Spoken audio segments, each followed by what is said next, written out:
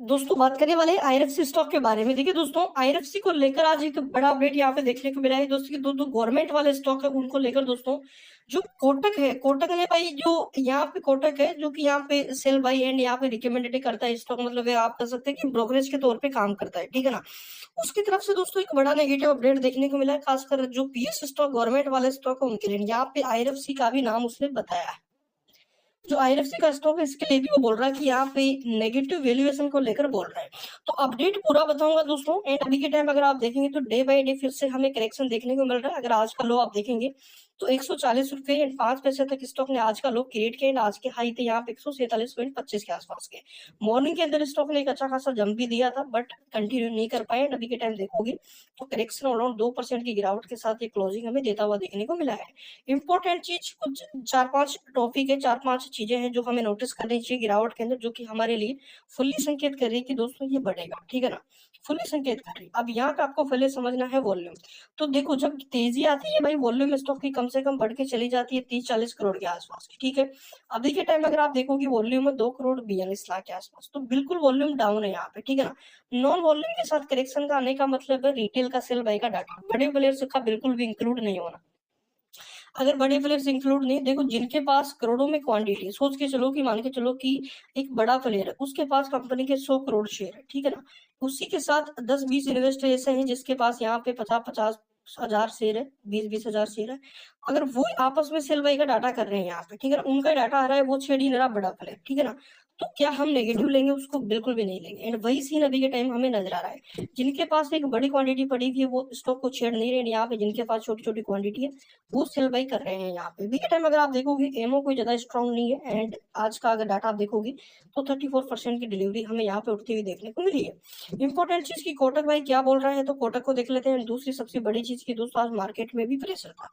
तो मार्केट का pressure, and यहाँ पे देखो ये तो पीयूसी वाले करंटली कंसोलिडेट कर रहे हैं। अगर यहाँ पे मोमेंटम हो तो मार्केट को आउटफॉर्म करे, बट अभी के टाइम तो कंसोलिडेट चल रहा है। कंसोलिडेट में डेफिनेटली मार्केट को ये रिएक्ट करेंगे, जो कर भी रहे हैं। मार्केट गिरा, स्टॉक भी गिरा है।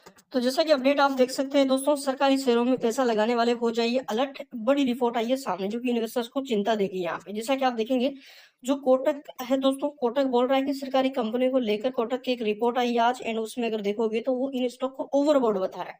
एंड वो ये बोल रहा है कि इनमें जो करंटली तेजी आ रही है ना, उसमें आप निकल जाओ, ठीक है ना, फंसे मत रहो। गिर सकते हैं क्योंकि भाई 2024 में इन सब ने रिटर्न दिया, तो अब ये गिर सकते हैं, ठीक है ना। हाल ही के अंदर जो रिटर्न बना है उसके लिए ये बोल रहा है। भाई कोटक ऐसा ब्रोकरेज जो कभी भी मेरे हिसाब से सही नहीं निकलता, ये हमेशा गलत राय देगा। ये बोलेगा कि आप बेच दो एंड ये खरीद लेगा। अब ये चीज आपको समझना है। देखो अभी के टाइम घरेलू ब्रोकरेज फर्म कोटक ने दोस्तों यहाँ पे निवेशकों को पीयूसी होल्डिंग में बाहर निकलने के लिए सलाह दी है। ब्रोकरेज फर्म का कहना है कि इन सरकारी स्टॉक में सिर्फ तेजी देखने को मिल रही है, इसलिए आप इनमें निवेश न करें। ब्रोकरेज फर्म ने सोमवार को 11 मार्च को ये रिपोर्ट जारी किया, नोट जारी किया है। हम निवेशकों को सलाह देते हैं पीयूसी स्टॉक से बाहर निकले एंड यहाँ पे इन तेजी का फायदा उठाए, मतलब तेजी का फायदा उठाए। ऐसा मतलब यहाँ पे क्या, बेच के निकल जाओ, प्रॉफिट बुकिंग कर लो। इस नोट में कहा गया है कि सरकारी स्टॉक में मौजूदा तेजी माहौल के बीच हमें कई तरह की दिक्कतें दिख रही है। छोटी अवधि में मुनाफा और वॉल्यूम के अनुमान के बीच इनके वैल्यूएशन को लेकर एंड गलत यहाँ पे जो नेगेटिविटी सबसे बड़ी चर्चा यहाँ पे बनी हुई है, ठीक है ना। एंड ब्रोकरेज फर्म ने ये भी कहा है कि दोस्तों यहाँ पे अगर देखा जाए अच्छी पॉलिसी रेगुलेशन शॉर्ट अवधि में पीएसयू स्टॉक का फायदा होगा, लेकिन मध्यम अवधि में इसके बिजनेस मॉडल में किसी बड़े चेंजेस देखने को नहीं मिले। हालांकि पीयूसी की ओर से लगातार क्रेडिट जो कैश फ्लो रिफाइनेंसिंग है, इन्वेस्टमेंट फायदेमंद रहा, लंबी अवधि के लिए स्टॉक अच्छे रहेंगे।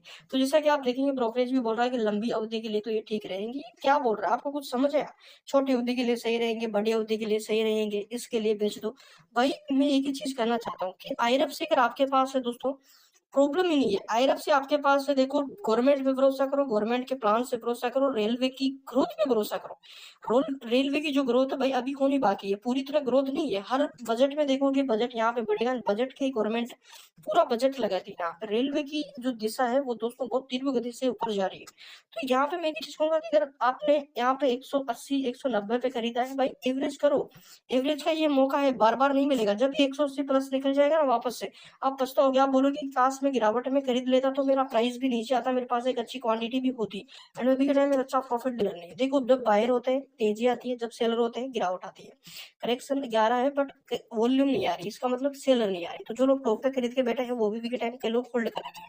तो भाई डरना नहीं है। एंड यहाँ से अगर मैं बताऊँ कितना इंतजार करवाएगा तो ओवरऑल आपको दोस्तों Q1 तक का वेट करना पड़ेगा। Q1 तक यहाँ पे एक बड़ी रैली हमें नजर आएगी। चैनल पे नए हो सब्सक्राइब कर लो, बेल आइकन ताकि